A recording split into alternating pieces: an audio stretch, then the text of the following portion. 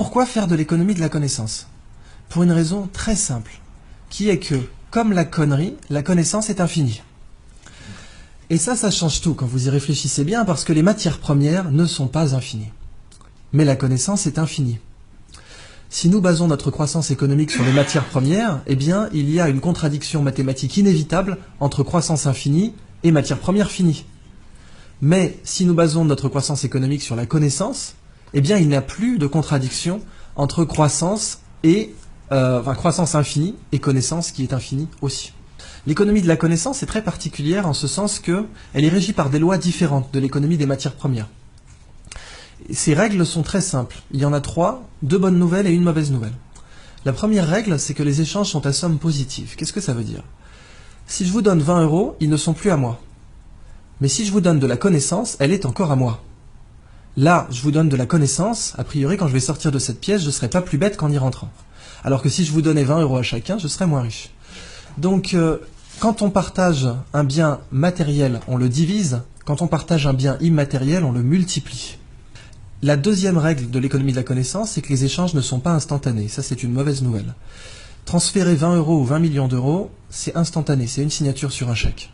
En propriété, les transferts de propriété sont instantanés. C'est même pour ça qu'aujourd'hui, on a du trading haute fréquence, dont la limite légale est la nanoseconde, ce qui veut dire qu'on a le droit de faire 1 milliard de transactions par seconde. Mais la connaissance, il n'y a pas de trading haute fréquence dans la connaissance. Cette conférence, elle prend du temps. Transférer de la connaissance, ça prend du temps. Je ne peux pas vous donner la physique quantique en 2 minutes. Et la dernière règle est une bonne nouvelle, c'est que les combinaisons de connaissances ne sont pas linéaires. Qu'est-ce que ça veut dire? Ça veut dire que quand vous prenez 20 € et 20 € et que vous les mettez ensemble, ça fait 40 €. Mais quand vous prenez 1 kilo de connaissances et que vous le réunissez à un autre kilo de connaissances, ça fait 3 kilos de connaissances. Quand vous regroupez 2 connaissances, ça crée systématiquement une tierce connaissance, qui est au pire triviale, mais non nulle, et au mieux révolutionnaire. Eh bien donc le biomimétisme s'inscrit dans ce paradigme de l'économie de la connaissance, et c'est là que je veux que vous voyez vraiment à quel point c'est une révolution sociale, environnementale, avant d'être une révolution technologique. Et le biomimétisme, c'est la science qui dit « la nature est une bibliothèque, lisez-la au lieu de la brûler ». La nature, en fait, elle est high-tech. Ce petit coquillage, il produit une toxine. La muconotoxine, c'est un cône du Pacifique, très dangereux, mais si vous avez des gants, aucun danger, puisque le dard ne pénètre pas un gant de plongée. Ce coquillage, il est vendu à 3 $ sur les marchés parce qu'il est joli. C'est vraiment pour moi la représentation du fait qu'on brûle la nature au lieu de la lire, parce que vraiment, 3 $ le coquillage, c'est une des utilisations les plus débiles qu'on pouvait faire de ce coquillage. Avez-vous une idée du prix de sa toxine au kilo?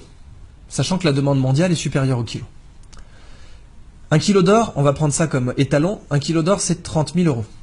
100 000, donc 3 fois l'or. C'est plus. Elle est très utilisée en neurotechnologie, elle permet de faire des neurotechnologies avec un niveau de détail incroyable, donc c'est des nanotech, neurotech, elle est aussi utilisée en neurochirurgie, etc. Très grosse demande mondiale qui ne fait qu'augmenter. Je vous laisse faire le calcul, 800 $ le milligramme. Ça nous fait du 800 millions de dollars le kilo. L'or et le platine, c'est du terreau de jardin en comparaison. Ce qui est dingue, c'est qu'on les vend à 3 $ le coquillage. Et il est en voie d'extinction à cause de ça. La crevette menthe religieuse. Alors elle, c'est la crevette de tous les records, quoi. Cette crevette peut vous péter une main ou un bras. Elle est grande comme une langoustine. Il y en a 400 espèces dans le monde. Et vous voyez ici, elle a des petits marteaux là.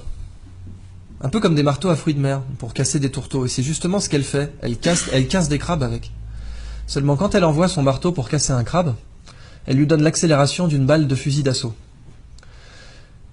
Si nous on était capable d'envoyer une balle de baseball à 1/10 de cette accélération, on la mettrait sur orbite. Ce marteau casse évidemment un aquarium blindé, puisqu'il a l'énergie cinétique, il aura la vélocité finale d'une balle de fusil, mais il a une masse supérieure. Évidemment, si vous l'arrachez, il repousse, parce qu'après tout, pourquoi pas. Cette crevette, quand elle envoie son marteau, il se forme des étincelles sous l'eau. Ça va tellement vite que vous avez des étincelles. Et ces étincelles, on les a mesurées à 22 000 Kelvin, c'est la température à la surface du Soleil. Quand cette crevette envoie ses marteaux, il se forme une bulle d'air autour, qui s'appelle une bulle de supercavitation. La supercavitation a été étudiée au départ par l'armée russe pour faire des torpilles qui peuvent aller à plus de 150 km/h sous l'eau. Et aujourd'hui beaucoup plus, paraît-il. Les torpilles Shkval, dont les Russes ont donné la technologie à l'Iran, ce qui serait une des grandes raisons pour lesquelles les Américains n'ont pas déployé de porte-avions trop proches des côtes iraniennes, parce que ces torpilles peuvent sniper un porte-avions. Les Chinois prétendent, avec la technologie de supercavitation, avoir mis au point un sous-marin qui pourrait faire 500 nœuds sous l'eau, en se déplaçant dans une bulle d'air. Et la supercavitation aujourd'hui, le meilleur modèle d'étude que vous avez, c'est cette crevette. Mais c'est pas fini. Cette crevette, ses yeux, parce qu'après tout, si la nature est une bibliothèque, chaque espèce est un livre entier. Moi, je vous ai parlé que du chapitre marteau, mais je peux vous parler du chapitre yeux. Les yeux des chiens ont 2 types de cônes différents pour reconnaître les couleurs. 2 types de cônes. Nous en avons 3. Les chiens sont donc des daltoniens par rapport à nous. Cette crevette en a 16. Ça veut donc dire que nous sommes un tiers d'un tiers de daltoniens par rapport à elle. Elle est très colorée, mais la couleur que nous on voit, ce n'est rien par rapport à celle qu'elle voit. 16 cônes. Les Américains se sont inspirés de ses yeux pour concevoir une caméra qui permet de détecter rapidement les cellules cancéreuses dans les biopsies. C'est une caméra bio-inspirée tirée des yeux de cette crevette. Et les yeux de cette crevette possèdent l'écran solaire le plus efficace connu de l'homme. Les mycosporine-like aminoacides, qui sont des écrans solaires naturels, produits par les espèces pélagiques. Ces écrans solaires sont très intéressants commercialement parce que nos écrans solaires sont des perturbateurs endocriniens pour les coraux. Et quand on se baigne avec de la crème solaire, eh bien, on détruit les coraux. Si on avait ces écrans solaires, on serait mieux protégé et on ne détruirait pas les coraux. Dans le biomimétisme, un écosystème inexploité, c'est comme une nappe pétrolière. Sauf que, quand vous l'exploitez, vous ne le détruisez pas. Vous prenez le livre, vous en faites une photocopie et vous le remettez en rayon. Et en plus, il y a beaucoup plus d'argent à faire comme ça. Donc c'est juste plus rationnel de faire comme ça. Alors voilà donc la fin de ma présentation sur le biomimétisme. Je vous donne simplement un épilogue pour vous parler de la Blue Economy, qui est l'application du biomimétisme à l'industrie. Et la Blue Economy, c'est une 3e histoire que je ne développerai pas, mais dont je vous donne simplement l'incipit, qui est imaginer un monde sans déchets. Imaginez un monde où la prochaine fois que vous verrez un déchet, il faudra emmener vos enfants au musée. Regarde maman, une canette de crocs. C'est fou ça. Ce monde, on sait qu'il n'existe pas aujourd'hui. En fait, il existe, c'est la nature. Quand les feuilles tombent des arbres, on n'organise pas un système de ramassage. Dans la nature, les déchets n'existent pas, parce que la nature produit en cycle. Mais nous produisons en ligne.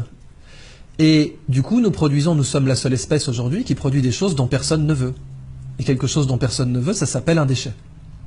C'est la phrase de Gunther Pauli, ce n'est pas à la nature de produire comme nos usines, c'est à nos usines de produire comme la nature. Et si nous faisons comme ça, nous serons non seulement beaucoup plus rentables, mais en plus il n'y aura plus de déchets.